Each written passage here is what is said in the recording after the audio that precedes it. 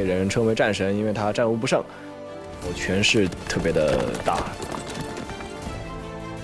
他从小在皇宫里面长大的嘛，把凌不疑视如己出，希望他能够平平安安的度过一生，这就是他对凌不疑最大的希望了。但凌不疑注定是无法像皇上希望的那样生活，因为凌不疑在很小的时候就见证了全族为守孤城战死。作为一个血海深仇压身，身上背着几千条人命的一个人，但他浸泡在仇恨里长大。我会将所有有罪之人都诛杀殆尽。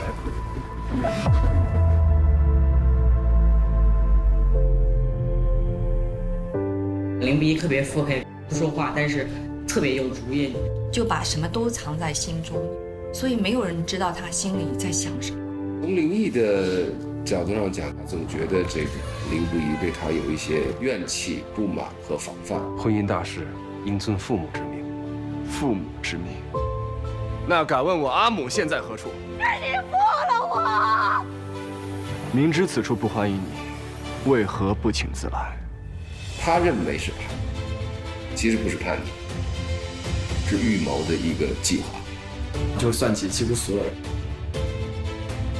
其实有时候也是为了养精蓄锐，能够有手段去复仇，把大局引向他想要的那个方向。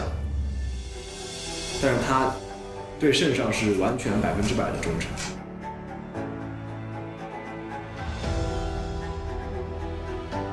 他是一个有大爱的人，他做事情都不会说考虑到小我。臣愿带兵出征。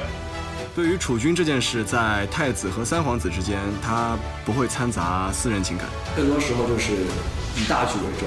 他为了家国，他为了天下百姓，他有一份非常强的责任感。眼中所见，心中所想，不能只是一家一族，得是千家万户。望自己身处沙场，能够永远守护这背后的人间星河。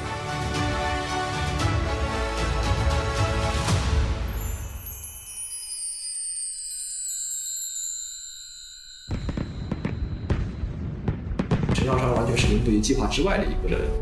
凌不疑认为自己这个复仇路上孑然一身，不该有这种美好的事发生，遇到了陈少商，可以说是唯一的一道阳光。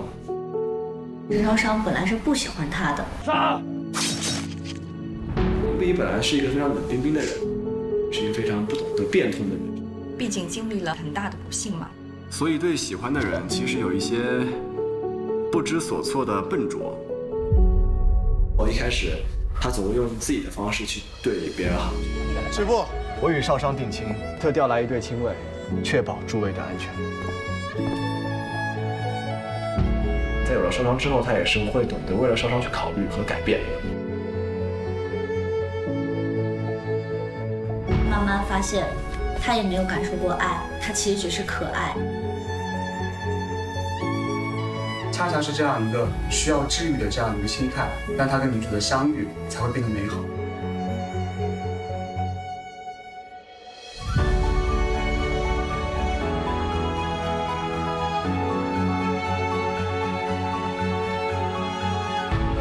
感情最好的时候，他又非常绝情的为了完成自己的复仇，将一切的一切都抛在了脑后，不会拖累任何人，一干二净。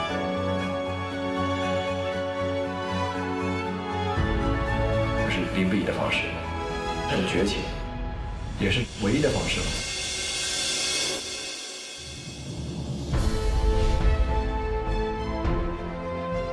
凌不疑这个角色是很难演的，因为他需要一个外在的轮廓的包装，他的情感又是复杂的，有点像一枚硬币一样，中间的缝很窄，又纯真又疯狂。又热烈又毒辣，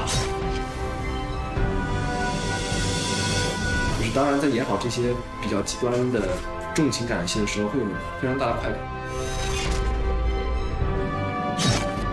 这个复杂的每一面都让我很心疼。